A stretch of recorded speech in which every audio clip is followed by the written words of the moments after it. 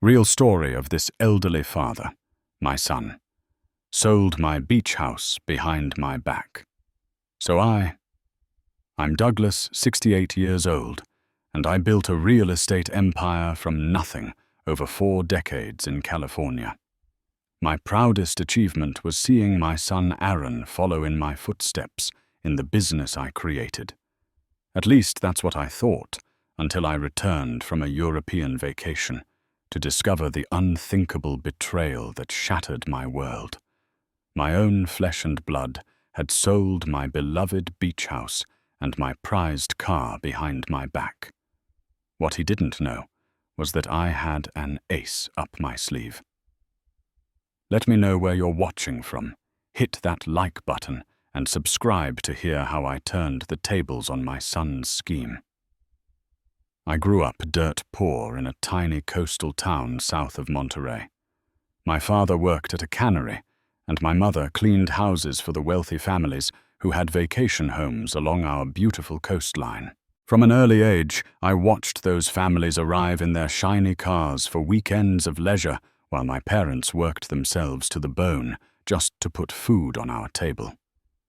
When I was 12, I started mowing lawns and washing cars for those same vacation homeowners. By 16, I was handling basic maintenance for several properties, earning a reputation as reliable and hard-working. One property owner, Mr. Jenkins, took a liking to me and offered to help with my college applications. Thanks to his recommendation and a partial scholarship, I became the first in my family to attend college, studying business and real estate. After graduation, I returned to that same coastal town with a dream to start my own real estate agency. I rented a tiny office space with my savings and worked around the clock, slowly building a client base.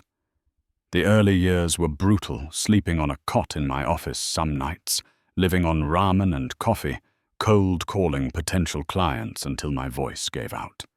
My big break came when I helped a tech executive find the perfect vacation property, negotiating a deal that saved him hundreds of thousands. He referred his wealthy colleagues, and suddenly I was the go-to agent for high-end coastal properties. I expanded hired staff, and within a decade, Douglas Walker Real Estate had become one of the most respected agencies in Northern California. It was during this period of growth that I met Margaret. She came into my office looking for an investment property, and I was immediately captivated by her sharp mind and warm laugh. We married after a whirlwind 6-month courtship, and she joined the business, handling the financial side, while I focused on sales and client relationships. We were the perfect team, working side by side, building our dream together. When Aaron was born 3 years later, our joy was complete. From the beginning, he was a bright, curious child who loved coming to the office playing with property brochures and miniature house models.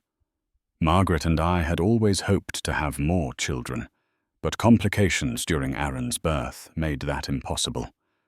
Perhaps that's why we both poured so much love and attention into raising our only son. As Aaron grew, I took him to construction sites, taught him about property values, and shared my philosophy about success. "Nothing worth having comes easy, son," I'd tell him.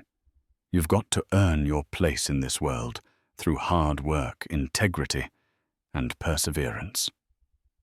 I thought those lessons were sinking in. After college, and a brief stint at a competing agency, he wanted to prove himself. Aaron joined our family business at 28. Within a few years, he was handling major clients and closing impressive deals. Margaret and I couldn't have been prouder.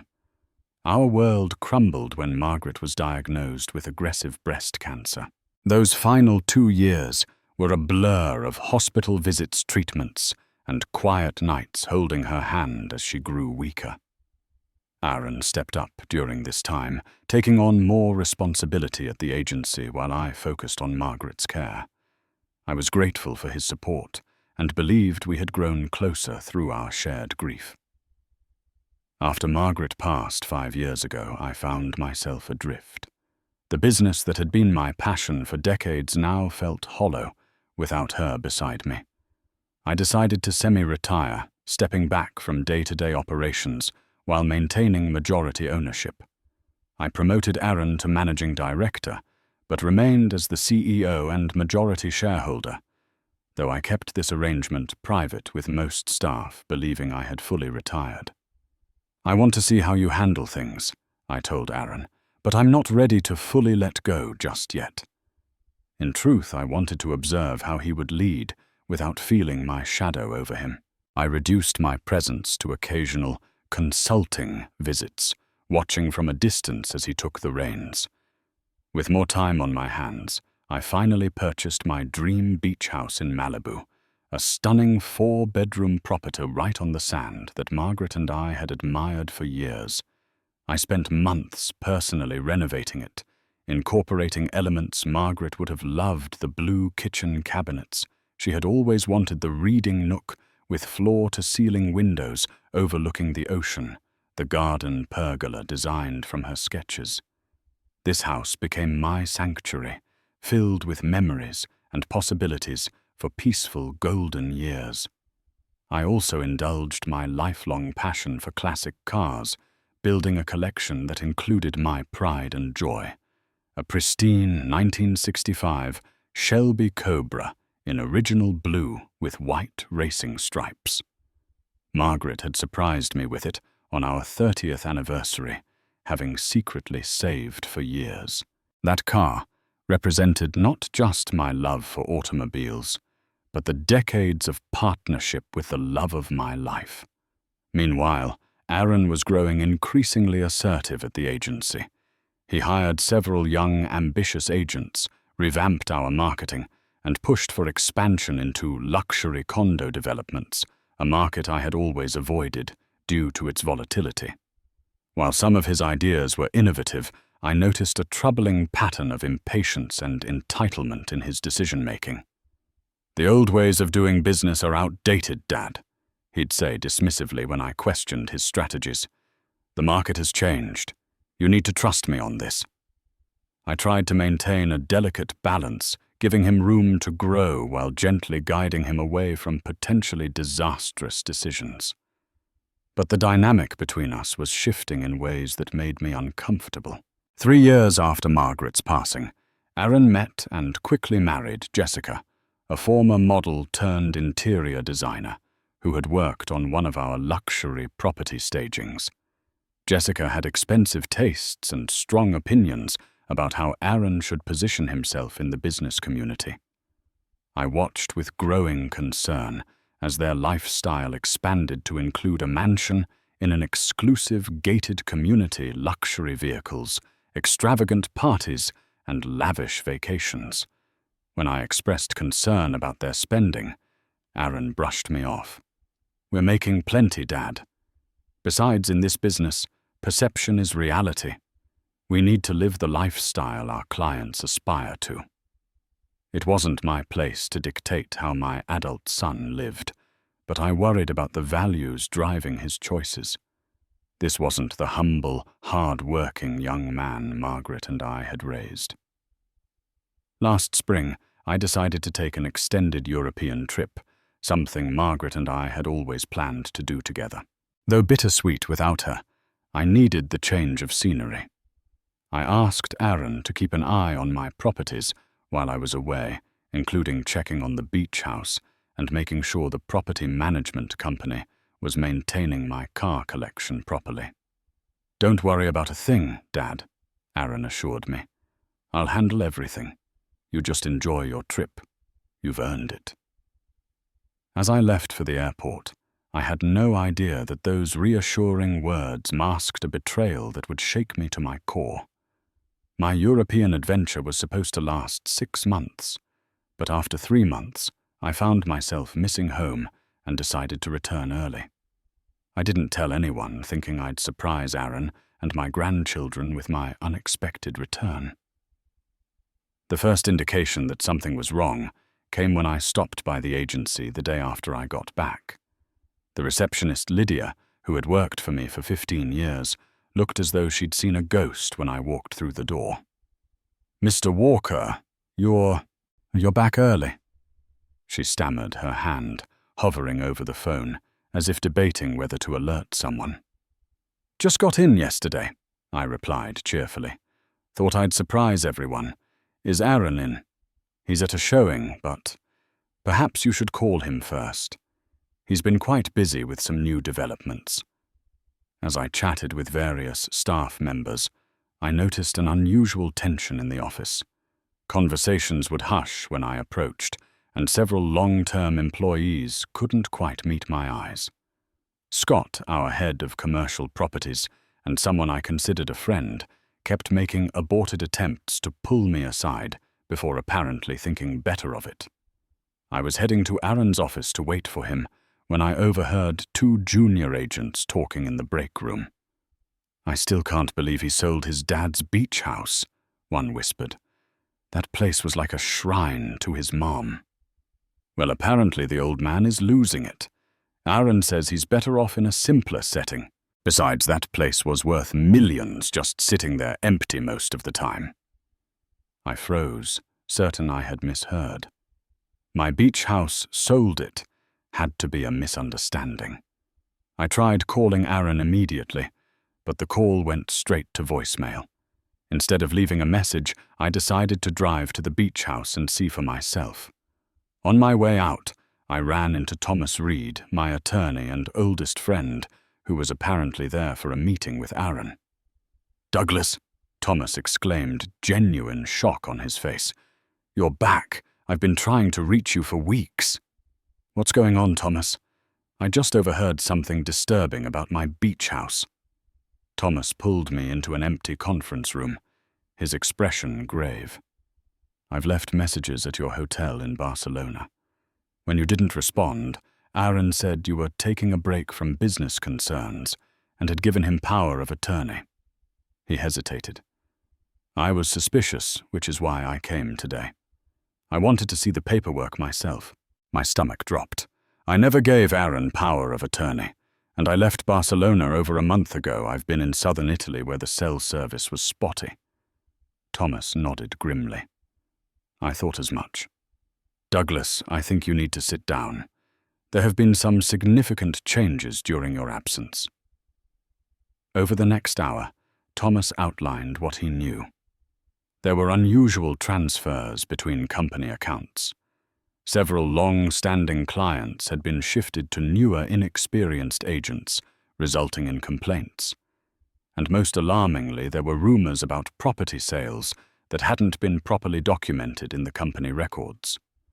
I spent the rest of the day discreetly investigating, reviewing what documents I could access without raising alarms. What I discovered was troubling Aaron had been making executive decisions that required board approval bypassing proper channels by claiming he had my proxy. There were discrepancies in the financial records that suggested money being moved between accounts in a way that obscured its ultimate destination. When I finally reached Aaron by phone that evening, his initial shock at hearing my voice quickly transitioned to an overly casual tone. "Dad, what a surprise, we weren't expecting you for months. How was Europe?" "Enlightening," I replied carefully. "I stopped by the office today." There was a slight pause. "Oh, I wish I'd known. I would have cleared my schedule." When I asked about some of the business decisions he'd made, his responses were dismissive. "Just modernizing some processes, Dad. Nothing you need to worry about. The business is doing better than ever." As we talked, I realized Aaron was speaking to me with a subtle condescension I'd never noticed before, the kind of tone one might use with an elderly relative who needs to be humored rather than seriously engaged. Before ending the call, Aaron mentioned casually, "By the way, I've been managing your property portfolio while you've been gone. We should talk about that when we get together. I've made some adjustments that make more financial sense for your situation." The vague reference to my situation set alarm bells ringing. What exactly did he think my situation was? That night, I called several trusted employees and business associates under the guise of catching up after my trip. Each conversation revealed new pieces of a disturbing puzzle. Aaron had been telling people I was becoming forgetful and confused. He had suggested to several key staff members that I might be showing early signs of dementia, creating a narrative of a once sharp businessman, now in cognitive decline. My longtime assistant, Barbara, finally told me, "He's been cleaning out your office, Douglas, putting your awards and photos in storage. He told us it was at your request that you wanted to simplify things for your next phase." I hung up, feeling sick to my stomach. My son was systematically erasing my presence from the company I had built, painting me as mentally incompetent to anyone who would listen. But why? And what did this have to do with my beach house? I decided to drive there immediately to see for myself. The coastal highway to Malibu never seemed longer than it did that night. As I rounded the familiar curve that should have revealed my beautiful beach house, illuminated against the darkening sky, my heart nearly stopped. The distinctive blue shutters Margaret had loved were gone, replaced by modern black ones. The garden pergola had been removed entirely, and sleek new outdoor furniture dotted the expanded deck. I parked across the street, watching as strangers moved around what was supposed to be my home. A young family parents with 2 small children were unloading groceries in the driveway. The father was carrying a sleeping toddler, while the mother directed movers with the last of their boxes.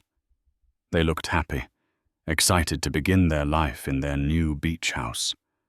My beach house. For several minutes I sat frozen in disbelief. Then, running on pure adrenaline, I approached them. "Excuse me," I said, trying to keep my voice steady. "I think there's been a terrible mistake. This is my house." The couple exchanged concerned glances before the husband stepped forward protectively. "Sir, we purchased this property legally last month. We have all the paperwork. The closing was completed 3 weeks ago." "That's impossible," I insisted. "I never put this house up for sale. There must be some misunderstanding." The wife disappeared inside, returning moments later with a folder of documents. With shaking hands, I reviewed the sales contract. There it was, my property, sold for $4.2 million, well below its $6.5 million market value. And at the bottom of the page, a signature that looked remarkably like mine, but wasn't. "Who sold you this house?" I asked, already knowing the answer. "The listing agent was Aaron Walker," the wife replied cautiously. "He said his father, the owner, was moving into assisted living and needed to liquidate assets quickly. He seemed very concerned about his father's welfare." Are you Mr. Walker, Sr.?" The world tilted beneath my feet. Assisted living asset liquidation. The cruel fiction Aaron had created struck me like a physical blow. "There's been a fraud," I said quietly. "I never authorized this sale. That's not my signature. I'm going to need to contact the authorities." The couple looked horrified. The wife began to cry while the husband called their attorney on speakerphone right in front of me. I couldn't blame them. They were innocent parties in this nightmare. "We bought this house in good faith," the husband said, his voice tight with stress. "We sold our previous home. We have nowhere else to go. Our children just started at new schools." Their lawyer advised them to stay put while the situation was investigated, assuring them that as good faith purchasers, they had legal protections. I left my contact information and walked back to my car in a daze, promising to resolve this without displacing their family if possible. The fraud wasn't their fault. Sitting in my car, I called Aaron repeatedly, but each call went to voicemail. Finally, I texted, "We need to talk about the beach house. Now." His response came 20 minutes later. "Just saw you called. In meetings all day. Can we talk tomorrow?" Everything okay? The casual tone, the pretense of ignorance, it was all too calculated. But I needed to know how deep this betrayal went before confronting him. I drove to my primary residence, a Spanish-style home in the hills where I'd lived with Margaret for most of our marriage and where I'd kept my car collection in a specially built garage. When I pulled into my driveway, another shock awaited me. The garage door opened to reveal an empty space where my Shelby Cobra should have been. The other cars, a 57 Thunderbird, a 70 Mustang, Boss 302, and a 63 split-window Corvette were still there. But my most precious vehicle, the last gift from Margaret, was gone. I stormed into the house and went straight to my home office, rifling through files until I found the documentation for all my vehicles. There it was, a bill of sale for the Shelby Cobra, dated 6 weeks earlier. Sold to a collector in Arizona for $1.2 million again, with a signature that resembled mine, but lacked certain nuances I always included. The magnitude of Aaron's betrayal was becoming clear. He hadn't just sold my beach house, he'd sold the one material possession that most connected me to Margaret, and he'd done it all while I was thousands of miles away, creating an elaborate fiction about my mental decline to justify his actions. When I finally reached Aaron by phone the next morning, his facade cracked slightly when I mentioned the beach house directly. "Dad, I can explain." He began, his voice taking on a placating tone. "We need to discuss this in person. I made some necessary decisions while you were away. For your own good." "For my own good," I repeated, barely containing my anger. "Selling the house I renovated myself. The car your mother gave me. How exactly is that for my own good?" "You don't understand the financial realities," Aaron countered, his voice hardening. "The beach house was sitting empty most of the time, costing a fortune in maintenance and taxes. The car was appreciating, yes, but it was just gathering dust. I liquidated underperforming assets to reinvest in more practical arrangements for your future." "What future, Aaron?" "The one where you put me in assisted living. Because that's what you told the people who bought my house." There was a telling pause. "That was just simplifying a complex situation for the buyers. Look, we should talk about this with Jessica present. She's helped me work through the practical aspects of your estate planning." "My estate planning?" As if I were already dead. "I'm coming to your office now," I said firmly. "Have all the paperwork ready." "Dad, that's not a good idea. I have appointments all day. Let's have dinner this weekend. I'll explain everything then." I hung up without responding, my mind reeling with the implications.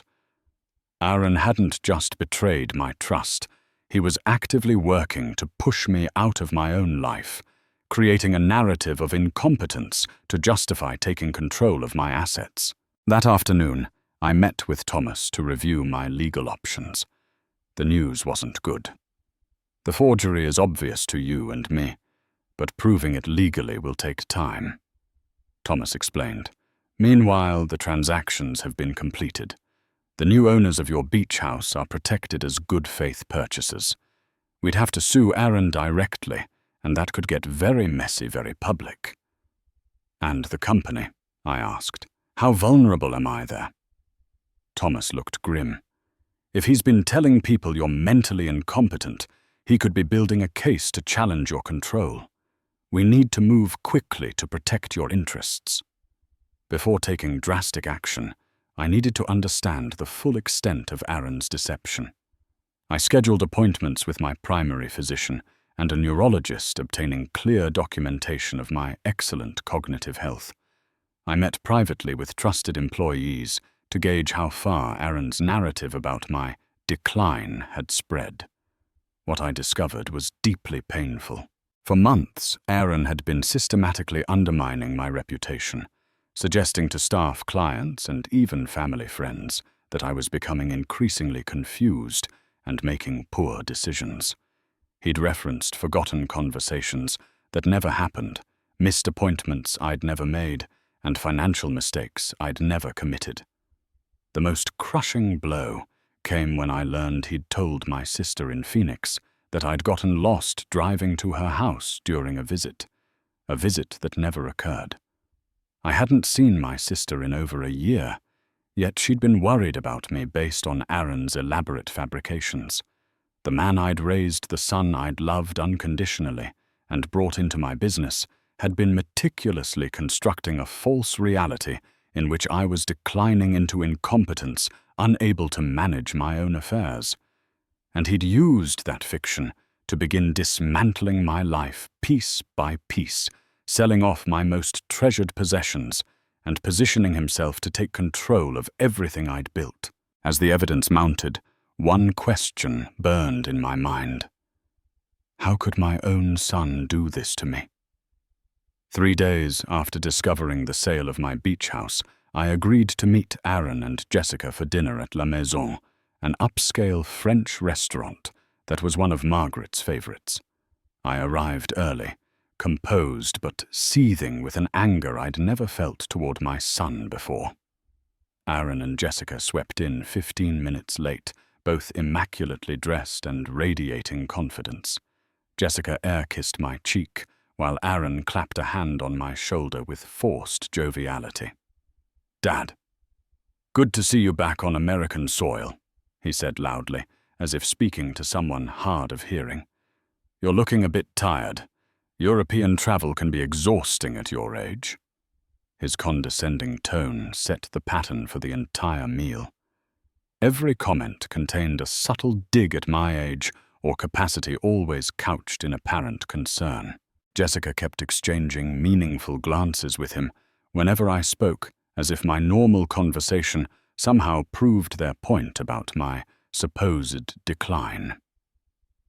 I let them carry on this charade through the appetizers and main course, observing with growing clarity the strangers my son and daughter-in-law had become. When Aaron launched into an explanation about the necessary financial restructuring he'd undertaken on my behalf, I finally interrupted.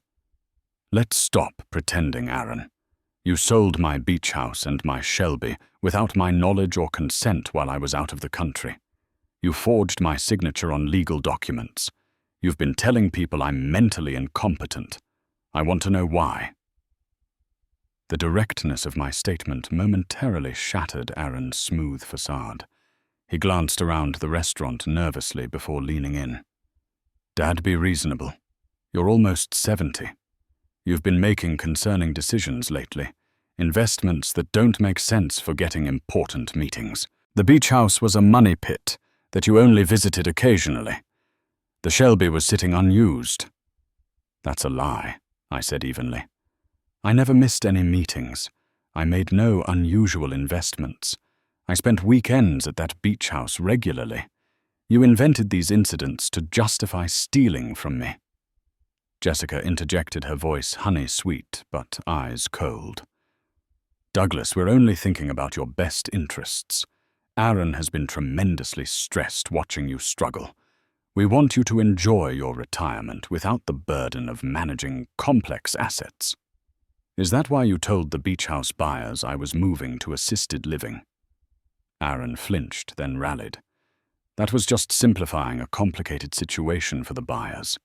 We've been researching some wonderful retirement communities that would give you the support you need while maintaining your independence." "I don't need support," I replied. "I'm in perfect health, as my doctors confirmed yesterday. So I'll ask again, why did you do it?" The mask finally slipped. Aaron's expression hardened, showing the calculating stranger who had replaced my son. "Fine. You want the truth. You've had your time, Dad. It's my turn now. I've spent years waiting for you to fully retire to hand over what I've earned by modernizing and expanding the business you were letting stagnate. But you wouldn't let go. You kept this weird, secretive consultant role second-guessing my decisions, holding on to control. You were making reckless decisions, I countered. Expanding too quickly, taking on too much debt, alienating our core clients. That's business risk and reward, but you and your outdated caution were holding us back. So yes, I took steps to secure my future, the future of this family. By stealing from me, by destroying my reputation, by doing what was necessary when you refused to face reality. Aaron's voice rose, drawing glances from nearby tables. The company should be mine by now. The beach house was an indulgence you didn't need. And I've already got a buyer interested in the entire agency, a national firm willing to pay top dollar if I can deliver clean ownership. The final piece clicked into place. Aaron wasn't just stealing assets. He was planning to sell my life's work, my legacy, without my knowledge. You're planning to sell the company? I asked, stunned, despite everything I'd already discovered. Jessica smiled tightly. It's a fantastic opportunity, Douglas. Aaron would have a guaranteed executive position with the new owners, and we'd have the capital to pursue other ventures. The Walker name could become a real brand. The company isn't Aaron's to sell, I said quietly. Aaron laughed dismissively. Legally, it's complicated, but practically speaking, I'm running everything now. The staff respects me, not you. The clients work with me, not you. Your ownership is just a technicality we can resolve. A technicality, I repeated. Dad, let's be practical. You're not getting any younger. One health scare, one accident, and questions about your capacity become very relevant. Thomas might be your friend, but even he can't stop a medical evaluation if there are legitimate concerns about your ability to manage your affairs. The threat was unmistakable. If I didn't cooperate, Aaron would escalate his campaign to have me declared incompetent. Jessica reached across the table to pat my hand condescendingly. We've found a lovely assisted living community in Santa Barbara. Beautiful grounds, excellent care, and still close enough that we can visit regularly with the children. We think you'd be very comfortable there. The final indignity being told where I would live out my days like a child being assigned a bedroom. And if I refuse? I asked. Aaron's expression turned cold. Then things get complicated and public. Legal battles over competency are messy, Dad. Embarrassing. Is that really how you want to spend your final years? Fighting your own son in court while everyone watches your dignity stripped away? In that moment, looking into the calculating eyes of the man I'd raised, I felt something break inside me. Not just my heart, but the last illusion that Aaron was still the son who had once looked up to me, who had shared my values and vision. I think we're done here, I said, standing up. Dad, be reasonable. Aaron began, but I cut him off. No, Aaron. You've said enough. More than enough. As I walked out of the restaurant, alone, leaving them with the check in a small but satisfying act of defiance, I knew that this betrayal had crossed a line from which our relationship might never recover. The son I thought I knew was gone, replaced by someone willing to destroy his father for financial gain. I spent that night in a hotel, unable to return to my house with its empty garage space that served as a constant reminder of what I'd lost. As I stared at the ceiling, one thought crystallized with perfect clarity. This would not stand. I had spent my life building something from nothing, overcoming obstacles far more formidable than my own son's greed. I would not be pushed aside, would not be rendered irrelevant by Aaron's schemes. By morning, I knew exactly what I needed to do. The next morning, I called Veronica Martinez, my long-time executive assistant, who had retired 6 months earlier, or so I'd been told. When I reached her, I discovered another of Aaron's manipulations. She'd been pushed out after questioning some of his financial decisions. "I'm so relieved you called Douglas," Veronica said. I've been worried about you.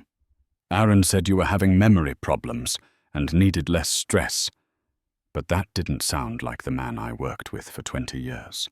With Veronica's help, I arranged a confidential meeting with 5 trusted senior executives from the company people who had been with me for over a decade and whom Aaron hadn't yet managed to push out. We met at Thomas's law office to ensure privacy. Their shock was palpable when I revealed the full extent of Aaron's deception. More troubling were the additional details they shared: unauthorized bonuses Aaron had paid himself, client accounts he'd reassigned to inexperienced agents who wouldn't question his methods, and a pattern of financial maneuvers designed to inflate short-term profits at the expense of long-term stability. "He's dressing up the books to make the company more attractive to buyers," explained Sandra, our chief financial officer, who had been increasingly sidelined. "Classic moves when someone's preparing to sell." "But he can't sell without your approval," said Michael, our commercial division head. "You're still the majority owner." This was the moment to reveal what few people knew: I had never fully retired. While Aaron had been promoted to managing director, with significant authority, I had retained my position as CEO and 67% majority shareholder. The public perception of my retirement had been deliberately cultivated to allow Aaron room to grow while I observed his leadership capabilities. "Aaron doesn't have the authority to sell this company," I confirmed, "but he's been methodically building a case to challenge my competency, which could complicate things legally." Thomas outlined our strategy moving forward. I would officially return from my consulting role, reasserting my position as active CEO. We would conduct a thorough audit of all transactions during my absence, documenting any improprieties. And most importantly, we would secure the company against Aaron's potential retaliation once he realized his plans were thwarted. But I had one more card to play, one that even Thomas didn't initially know about. During my investigation into the beach house sale, I had discovered something crucial: the real estate agency Aaron had used to list and sell my beach house coastal luxury properties was actually a subsidiary of my own company, a small boutique branch we had acquired 3 years earlier that specialized in high-end beach properties. In other words, Aaron had unwittingly used my own company to facilitate his fraud. This created a unique legal situation where, as the owner of both the selling agency and the purported seller, I had grounds to invalidate the transaction based on the fraudulent representation. When I shared this revelation with Thomas, he was initially skeptical but quickly saw the potential. "It's complicated but viable," he admitted after researching the specific statutes. "At minimum, it gives us leverage to negotiate." Over the next week, I worked tirelessly to reclaim what was mine. I met with the beach house buyers, explaining the situation truthfully but compassionately. They were understandably distressed. They had purchased in good faith and already begun renovations. "I don't want to displace your family," I assured them, "but this house has profound sentimental value to me. My late wife and I designed much of it together." After several emotional conversations, we reached a compromise: they would sell the house back to me at their purchase price, plus the cost of their renovations and moving expenses. I would also help them find and finance a comparable property nearby. It was an expensive solution, but it would return my sanctuary to me without harming an innocent family. Tracking down my Shelby Cobra proved more challenging. The collector in Arizona who had purchased it was reluctant to sell regardless of the circumstances. It took the combined efforts of Thomas's legal team and a classic car broker I'd worked with for years to negotiate a repurchase at a significant premium over what the collector had paid. Again, the cost was substantial, but Margaret's last gift was irreplaceable to me. With those personal matters in progress, I turned my attention to securing the company. Working with Thomas and my trusted executives, I prepared for a confrontation that would either save my legacy or destroy my relationship with my son permanently. Deep down, I knew it would likely do both. I scheduled an emergency board meeting for Monday morning, instructing the executive team to act normally in the meantime. Aaron must not suspect what was coming. Throughout this process, I experienced moments of crushing sadness amidst my determination.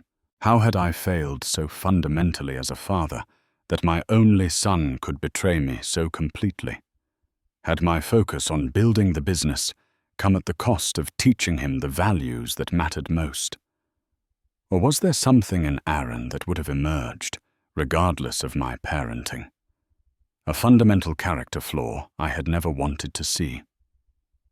These questions haunted my sleepless nights as I prepared to confront the stranger who carried my name and my blood, but apparently none of my principles. Monday morning arrived crisp and clear, a beautiful California day that belied the storm about to break in the Douglas Walker Real Estate Conference Room. I arrived an hour early, meeting briefly with the board members and executives who supported me to ensure everyone understood the plan. Thomas had prepared comprehensive documentation of Aaron's unauthorized actions, including the fraudulent property sales financial irregularities and the evidence of his campaign to question my competency. At precisely 9 a.m., Aaron strode into the conference room, stopping short when he saw me seated at the head of the table in the chairman's position he had taken to occupying in my absence. His momentary confusion quickly shifted to annoyance. "Dad, I didn't know you were joining us today," he said with forced casualness. "We're just having a routine board meeting. Nothing you need to worry about."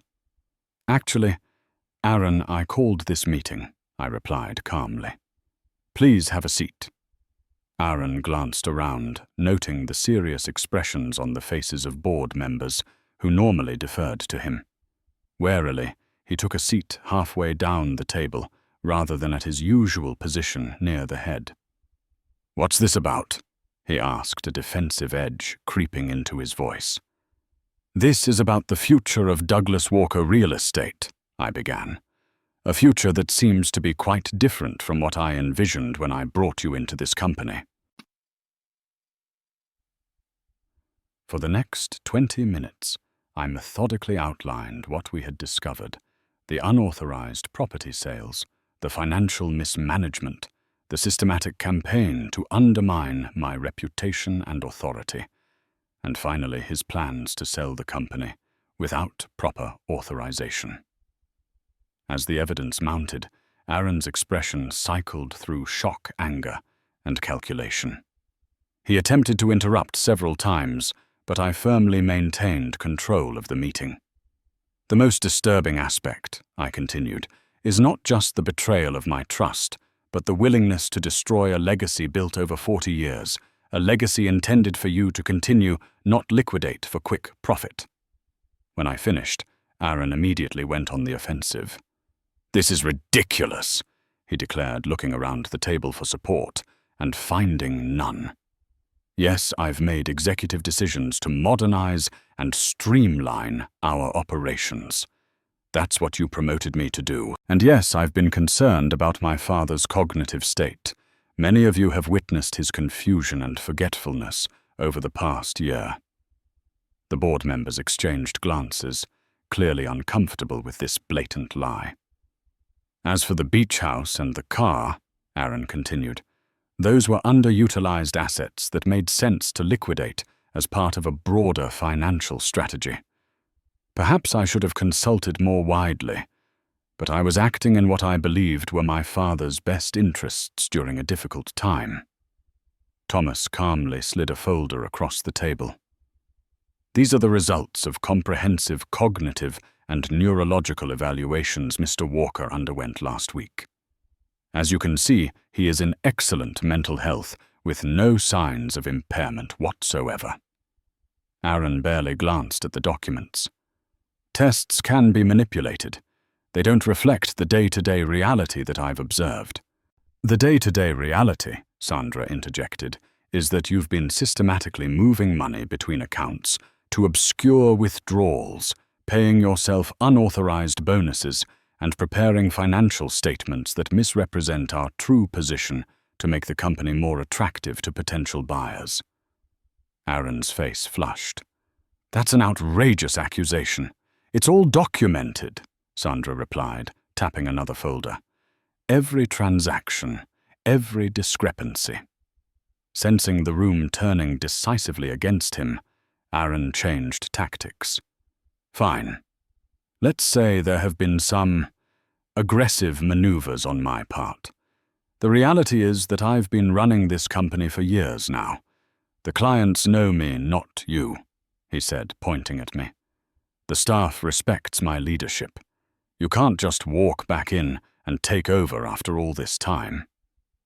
"I never left, Aaron," I said quietly. "I reduced my visible presence, but I remained CEO and majority shareholder, a fact you seem to have conveniently forgotten or chosen to ignore." "On paper, maybe," Aaron scoffed. "But in practical terms, this is my company now. The clients, the staff, they're loyal to me." Several executives shook their heads, and Michael spoke up. "That's not accurate, Aaron. Many of our longest-standing clients have been asking about Douglas. They miss his approach, his personal touch, and numerous staff members have expressed concerns about the direction of the company under your leadership." Aaron's confident expression faltered slightly, but he rallied quickly. "So what's your plan here, Dad? Fire your own son? Create a public scandal that will damage the very company you claim to care about?" It was the moment I'd been dreading, the point of no return. "The board has voted to suspend you from all duties pending a full investigation," I stated firmly. "Your access to company accounts and properties will be restricted during this period. Depending on the findings, we will determine appropriate next steps, which could include termination and potential legal action." Aaron's face darkened with fury. "You can't do this to me after everything I've done for this company." "We can and we have," Thomas replied. "The vote was unanimous." "This isn't over," Aaron snarled, rising from his chair. "You think you can push me out? I'll fight this every step of the way. I'll take this company apart, brick by brick, before I let you steal it from me." "No one is stealing anything from anyone," I responded calmly. "That's rather the point." As Aaron moved toward the door, I delivered the final blow. "One more thing. The beach house sale has been invalidated. As the owner of Coastal Luxury Properties, the agency you used to sell my property without authorization, I had unique standing to challenge the transaction. The buyers and I have reached an amicable resolution." Aaron froze his back to the room. "What are you talking about? You forgot that we acquired Coastal Luxury 3 years ago," I explained. "You used my own company to defraud me. Not your smartest move." Aaron turned slowly, his expression a mix of shock and calculation as he processed this information. "The Shelby has also been recovered," I added. "At considerable expense, I might add expense that will be reflected in any final accounting between us." For a moment, Aaron seemed at a loss for words. Then Jessica appeared in the doorway, having apparently been waiting nearby. She took in the scene with a quick glance and grabbed Aaron's arm. "Let's go," she said sharply. "Our attorney will be in contact." As they turned to leave, I called out once more. "Aaron." He paused but didn't turn around. "The keys to your office and company vehicle need to be left with reception. Security will escort you to collect your personal belongings."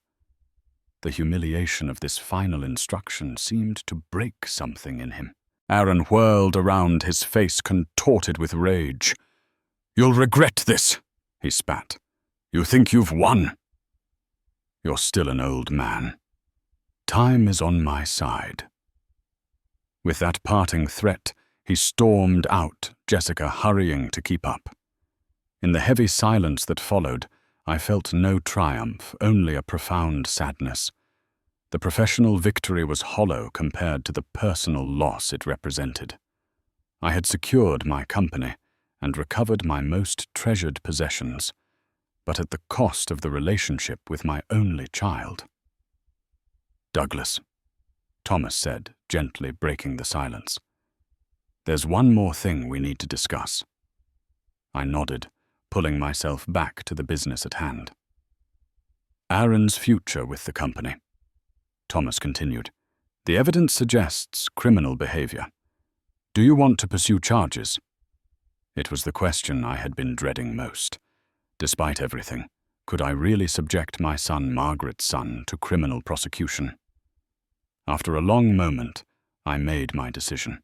"No criminal charges," I said firmly, "but he needs to face consequences and earn his way back if that's even possible." As the meeting adjourned, I remained seated, staring at the empty chair where Aaron had been sitting. In the space of 3 weeks, I had lost and reclaimed my life's work, my sanctuary, and my most precious possession. But I had lost my son in the process, and I wasn't sure if that was a wound that could ever truly heal. Later that afternoon, I received a text from Aaron. "We need to talk. Alone." Despite everything, a flicker of hope ignited in my heart. Perhaps there was still a path forward, however difficult. I agreed to meet him the following day at the beach house, neutral territory, that held meaning for both of us. When Aaron arrived, he was alone. No Jessica, no attorneys. He seemed smaller somehow. The bravado of the board meeting replaced by a tightly controlled anger, mixed with something that might have been fear. We stood on the deck overlooking the ocean, the same view Margaret and I had fallen in love with years ago. "So you got it all back," Aaron said finally, gesturing at the house. "Undid everything I tried to accomplish." "This was never about accomplishing anything," I replied. "This was about taking what wasn't yours to take." Aaron's jaw tightened. "I built that company as much as you did. The last 10 years of growth. That was me, my strategies, my relationships. And you were compensated very well for that work," I pointed out. "But building on a foundation isn't the same as owning that foundation." We fell silent, watching the waves crash against the shore. Finally, I asked the question that had been haunting me. "Why, Aaron? Was it just about the money? Or was there something else driving this?" He didn't answer immediately, seeming to wrestle with something inside himself. When he finally spoke, his voice had lost some of its hardness. "You never saw me, Dad." "Not really. I was always just the caretaker of your legacy, never my own man. Every decision questioned every innovation compared to how we've always done things. Even when you stepped back, you were still watching, judging, waiting for me to fail." The pain in his voice seemed genuine, and I considered his perspective seriously. "I never wanted you to fail," I said quietly. "I wanted you to learn to grow into the role. Leadership isn't just about innovation, it's about stewardship, about protecting what works while improving what doesn't." "That's just it," Aaron countered. "You never trusted me to determine what needed changing. You were holding me back, and for what? So you could keep playing businessman into your 80s. I shook my head. "This company wasn't just a business to me, Aaron. It was my life's work, something I built from nothing. Something I wanted to share with you, not surrender to you." Another silence fell between us, less hostile, but no less profound. "What happens now?" Aaron finally asked. "Am I just cut off, erased from the company?" It was the opening I'd been waiting for. "That depends on you. The board has approved a proposal, my proposal. You can return to the company, but not as managing director. You'll start in sales the way I did, the way everyone does.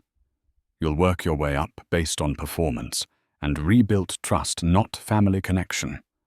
Aaron's face flushed with indignation. You expect me to be a basic sales agent after running the entire operation? That's humiliating. It's a chance, I corrected him. One you don't deserve, frankly. But it's there if you want it. Your choice. And if I refuse, if I go start my own agency, then you do it with no startup capital from me, no client lists, no proprietary methods or materials, I said firmly. You'd be subject to the standard non-compete agreement all our executives sign. You'd be truly on your own. Aaron laughed bitterly. Some choice. It's more than you offered me, I reminded him. Your plan was to push me into assisted living while you sold everything I built. That struck home. For the first time, I saw a flicker of genuine shame cross Aaron's face. Jessica thought, he began, then stopped himself. It doesn't matter. I made my decisions. Yes, you did. I agreed. And now you have another decision to make. Aaron stared out at the ocean for a long time. I need to think about it, he said finally, and discuss it with Jessica. I nodded unsurprised. Take a week. The offer stands until next Monday. As Aaron turned to leave, I noticed how much older he looked than just weeks before. The weight of consequences was already changing him, though, whether for better or worse remained to be seen. Aaron, I called as he reached the steps leading down from the deck. For what it's worth, your mother would be heartbroken by what's happened between us. He paused, his shoulders tensing but didn't turn around. After a moment, he continued down the steps and walked away, leaving me alone with the ocean and my thoughts. I didn't know if Aaron would accept my offer. I didn't know if our relationship could ever recover from this betrayal. But I had done what I needed to do, protected what was mine, stood up for myself, and still left the door open for reconciliation, however unlikely it might seem. As the sun began to set over the Pacific painting, the sky and the colors Margaret had so loved, I felt a strange mixture of sadness and peace. Whatever happened next, I had refused to be a victim in my own life story. And perhaps that was the most important lesson of all. 6 months have passed since that confrontation on the deck of my beach house. The California winter has given way to spring, bringing new life to the garden Margaret designed. I've spent weekends replanting her favorite flowers, rebuilding the pergola that Aaron had removed, and slowly reclaiming this space as my sanctuary once again. The house feels different now. There's a bitter sweetness to the memories it holds. But I've found unexpected peace in the restoration process, in the physical labor of bringing back what was lost. Each nail hammered, each plant bedded, feels like an act of reclamation, not just of property, but of agency in my own life. Aaron surprised me by accepting my offer, though not immediately. It took 3 weeks, and I suspect the collapse of his other options. Jessica filed for divorce shortly after he was suspended from the company, making it clear their relationship had been built more on ambition than affection. Without his executive position and the lifestyle it afforded, she quickly lost interest in being Mrs. Walker. He started in the West Side branch office, away from headquarters, working as a regular sales agent under Maria, one of our most experienced branch managers. The arrangement wasn't without challenges. Some staff who knew the full story were openly hostile, while others felt uncomfortable having the owner's son working alongside them. But Aaron has surprised me in other ways too. He's put his head down and done the work, without complaint, leveraging his undeniable talent for sales without the attitude that previously accompanied it. Maria reports that he's been humble, diligent, and willing to learn qualities I hadn't seen in him for years. We've begun having Sunday dinners once a month, awkward, at first gradually becoming less strained. We talk about work, but also books, current events, memories of Margaret. We're rebuilding not what we had before, but something new, something tempered by difficult truths, but perhaps stronger for having faced them. Thomas, ever my faithful friend and advisor, has helped me implement a proper succession plan for the company. I've established a board structure that will outlast me with clear guidelines for future leadership. Aaron may someday earn his way back to an executive role, but it won't be handed to him, and he'll never have the unilateral authority he once assumed was his birthright. The whole experience has forced me to confront my own failings as a father. Perhaps I did focus too much on the business mistaking financial provision for true parenting. Perhaps I did expect Aaron to become a carbon copy of myself rather than his own man. I've had to acknowledge that while his actions were entirely his responsibility, the conditions that shaped him were partly mine. I've reconnected with old friends and even begun dating occasionally. Nothing serious, but it's nice to share a meal or a concert with someone who knew and loved Margaret. Life continues different, but still worth living fully. The lesson in all of this has been profound, no matter our age. We must never surrender our autonomy to those who claim to know what's best for us. I was fortunate to have the resources and support to fight back, but many elderly people face similar manipulations without such advantages. It's a reminder to stay vigilant, to maintain independence, and to recognize that love and respect must flow in both directions regardless of age. Aaron still has a long road ahead to fully earn back my trust. I don't know if we'll ever completely heal the rift between us, but we're trying. And perhaps that effort itself is the most important thing, the willingness to rebuild rather than abandon, to learn rather than blame. As for the company, it's thriving under renewed leadership. I'm actively involved again, mentoring younger agents and sharing the wisdom that only experience can bring. We've implemented new ideas while preserving the core values that made us successful in the first place. The perfect balance of innovation and tradition that I always hoped to achieve. This experience taught me that sometimes the greatest betrayals can lead to unexpected growth. By trying to take everything from me, Aaron inadvertently pushed me to reclaim not just my possessions, but my purpose. In fighting for what was rightfully mine, I rediscovered parts of myself that had been dormant since Margaret's passing. Have you ever had to stand up to someone who tried to take advantage of you because of your age? Or have you witnessed an elderly parent or grandparent being manipulated by those who should have protected them? Share your story in the comments. And if this account of my experience helped you in any way, please subscribe, and share it with someone who might need to hear it. Remember, age is just a number. Wisdom, determination, and self-respect have no expiration date. Thank you for listening to my story.